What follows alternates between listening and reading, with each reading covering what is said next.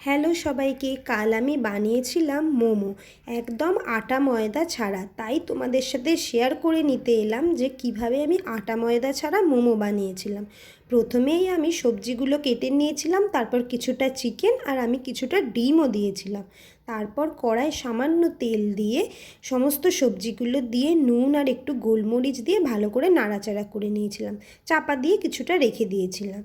তারপর কড়াইতে চিকেন দিয়ে আদা রসুন বাটা দিয়ে ভালো করে সবজিগুলোর সাথে মিশিয়ে কষিয়ে নিয়েছিলাম। যেহেতু আমি কোনো জল দেব না, তাই কিন্তু একটু সময় নিয়ে চাপা দিয়ে দিয়ে রান্নাটা করতে হবে, না হলে সিদ্ধ হবে না।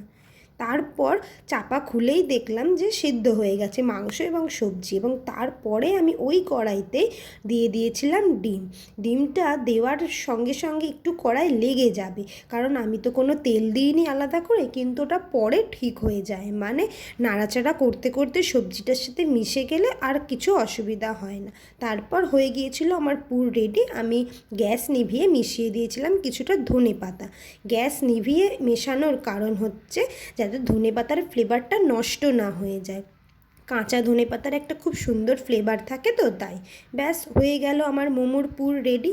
এবার সময় হচ্ছে মোমোর ময়দা তৈরি করার, মানে সুজিটাকে খুব সুন্দর করে মিক্সিতে গুঁড়ো করে নিতে হবে। বেশ অনেকক্ষণ সময় নিয়ে করতে হবে, চট করে হবে না এটা, মানে তাড়াতাড়ি করলে হবে না। অনেকক্ষণ ধরে সময় নিয়ে নিয়ে এটাকে গুঁড়ো করতে হবে। দেখো কি সুন্দর পাউডার হয়েছে, একটুও দানা দানা থাকে না।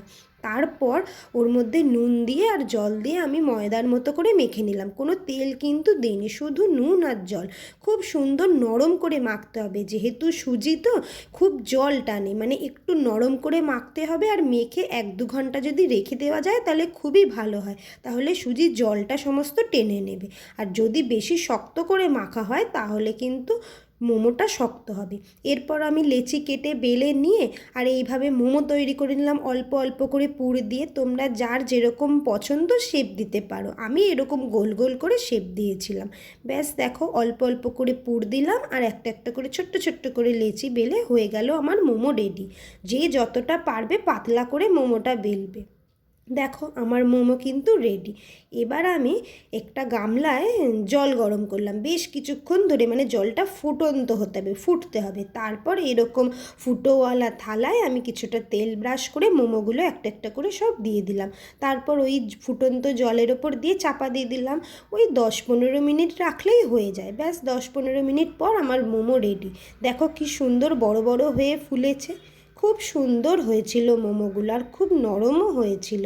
খেয়ে একদম বোঝা যাবে না যে এটা ময়দা দিয়ে তৈরি নয়। দেখো কি সুন্দর নরম হয়েছে, তুলতুলে, দারুণ হয়েছিল কিন্তু খেতে।